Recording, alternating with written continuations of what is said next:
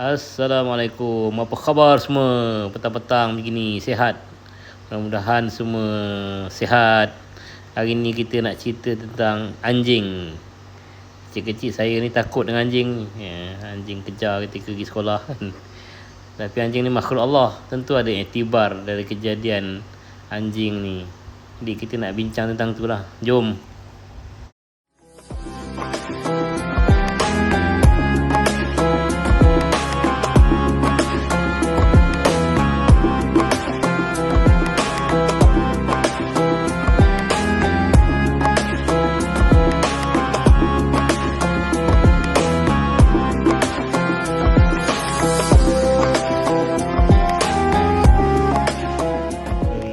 Mari kita cerita tentang anjing.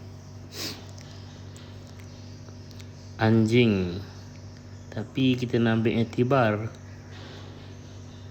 Apa yang kau boleh dapat pengajaran dari kejadian yang Allah jadikan ni. Tuan-tuan dan puan-puan sekalian, anjing apabila diberi makan, dimanjakan, dibelai, dibuat baik, dia akan sayang dengan tuannya. Sekalipun makanan yang kita beri itu hanyalah tulang-tulang, sisa-sisa dan bahan-bahan lebihan, dilahirkan kepadanya kasih sayang, diusap-usap belakangnya, dia akan taat setia, diajar, dididik, dia akan mengikut arahan tuannya. Anjing pemburu tu macam mana kan? Ikut cakap tuan dia. Selepas itu ia tidak akan berpisah lagi dengan tuannya. Banyak cerita yang anjing tuan dia mati, dia masih lagi menunggu tempat tuannya tu. Sangat-sangatlah setia lah. Waktu di rumah dia jaga tuan dia, waktu berjalan dia ikut tuan dia. Begitulah anjing yang hina apabila kenal tuan dia. Bila dah kenal tuan dia, macam itulah dia berkhidmat. Dia tahu kasih tuannya, dia akan sayang dan taat kepada tuannya. Begitulah Tuhan sebagai tuan manusia. Kita kena fikirkan macam mana Tuhan sebagai tuan manusia. Tuannya beri dia hirup udara. Yang ni Allah beri kita hirup udara. Dia boleh hidup. Di waktu lapar diberi makan, di waktu haus diberi minum, di waktu letih ditidurkan Tuhan. Tuhan bagi manusia diberi macam-macam kemudahan hidup. Rumah, kenderaan, pakaian, entah apa lagi belayan Tuhan kepada manusia yang tidak dapat diucapkan. Tapi malangnya, manusia tidak kenal Tuhan sebagai tuannya. Dia lupa tuannya. Jauh sekalilah taat. Kalau begitu tuan-tuan dan puan-puan sekalian, kebanyakan manusia ni lebih jahat dan hina daripada anjing yang hina. Apabila anjing ni apabila dibelai oleh tuannya, ia taat dan setia. Ia tidak mahu berpisah lagi dengan tuannya. Anjing lebih mengenang budi tuannya daripada manusia. Sepatutnya anjing yang tidak ada akal belajar dengan manusia. Ini terbalik pula. Manusia kena belajar dengan anjing yang hina. Aduh, malangnya manusia. Tidak mengenang budi jasa tuannya, iaitu Tuhan.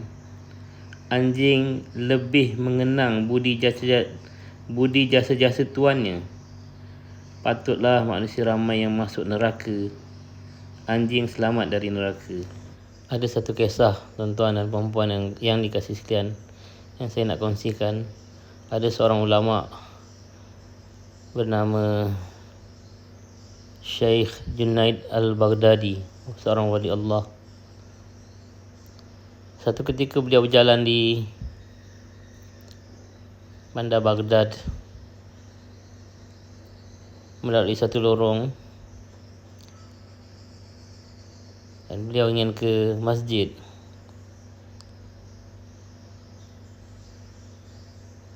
Tiba-tiba ada seekor anjing melalui jalan yang sama dari depan beliau. Syekh Junaid ni mengelak ke tepi dan mengangkat sedikit jubahnya. Tiba-tiba ditakdirkan oleh Allah Subhanahu Wa Taala, anjing ni bercakap. Kerana beliau ni seorang wali Allah, ada macam cara lah Allah nak didik beliau. Anjing ni bercakap kepada Syekh Junaid, "Wahai Junaid, mengapakah kau mengelak ke tepi dan mengangkat jubahmu? Kalaupun jubahmu terkena dengan badanku, kalau sama-sama kering, ia tidak akan menajisi jubahmu." Tengok anjing ni Tuhan jadikan faham fiqah ni. Walaupun mughalazah, tapi sama-sama kering, badan dia kering, jubah Syekh Junaid kering, tak melekat apa-apa, tak menajisi dia. Dia sambung lagi, kalau badanku basah, terkena jubahmu, ia masih boleh dibasuh lagi dengan 7 air. Salah satunya dari air tanah, dan ia boleh disucikan. Mahir betul dalam fiqah. Allah, Tuhan nak didik seorang wali Allah. Tengok, dia sambung lagi, dia kata, tapi wahai Junaid,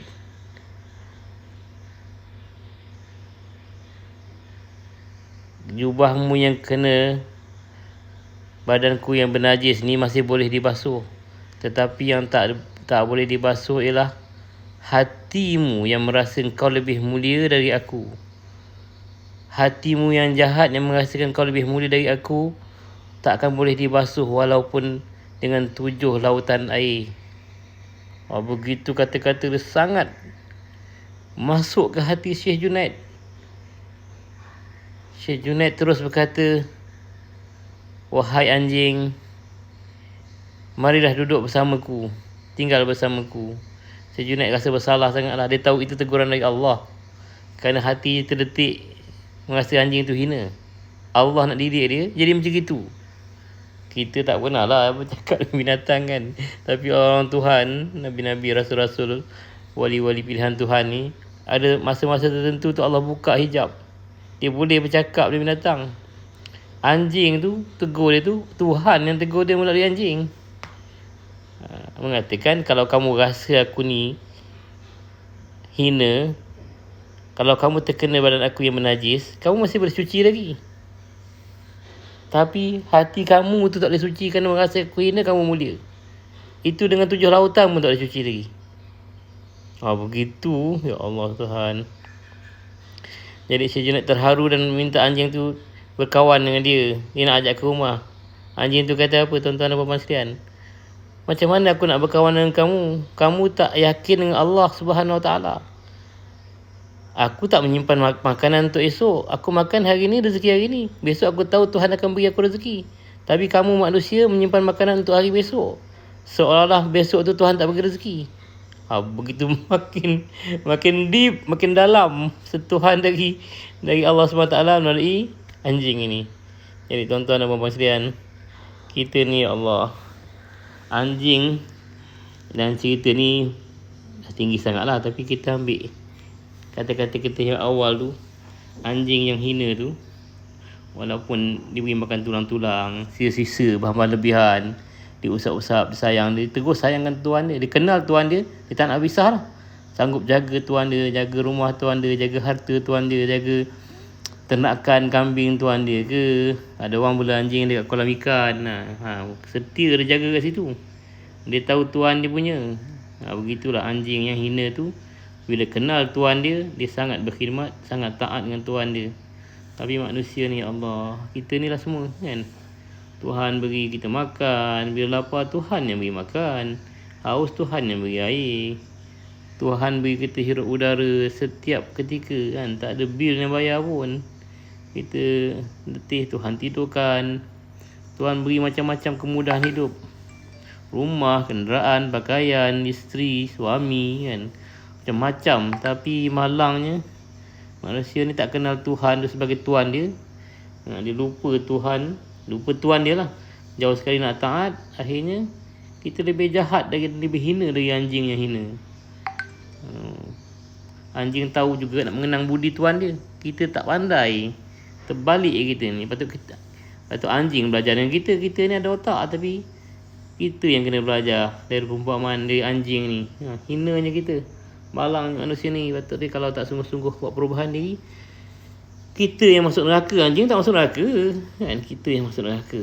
Ya Allah, na'udzubillah min zalik. Baik-baik tuan, kita jumpa lagi. Mudah-mudahan Ramadan ni kita buat perubahan sebesar-besaran pada diri kita semua, untuk kita dekatkan diri kita kepada Allah Subhanahu Wa Taala. Jumpa lagi. Assalamualaikum warahmatullahi